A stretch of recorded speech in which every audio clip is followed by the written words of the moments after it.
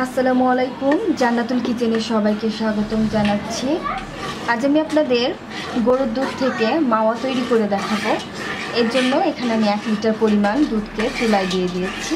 এবার এটাকে অনবরত জাল করতে থাকবো, জাল করে এটাকে কমিয়ে ফেলবো। দেখতেই পাচ্ছেন দুধটা ঘন হয়ে এসছে, অনেকটাই কমে গেছে। এটাকে আরও জাল করে নেব। আর এটার কালারটাও চেঞ্জ হয়ে গেছে।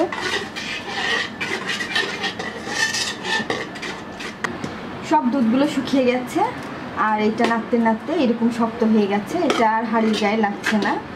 এবার এটাকে আমি নামিয়ে নিচ্ছি, আর এটা ঠান্ডা হলে আরও শক্ত হয়ে যাবে। তৈরি হয়ে গেল ঘরে তৈরি মাওয়া। শুধুমাত্র দুধ ব্যবহার করে এই মাওয়াটা আমরা ঘরে তৈরি করতে পারি। আর আমার এই রেসিপিটি ভালো লেগে থাকলে আমার চ্যানেলে সাবস্ক্রাইব করুন, সাবস্ক্রাইব বাটনের পাশে থাকা বেল আইকনটিতে ক্লিক করুন। এতে করে আমার সব রেসিপিগুলো আপনারা খুব সহজে পেয়ে যাবেন।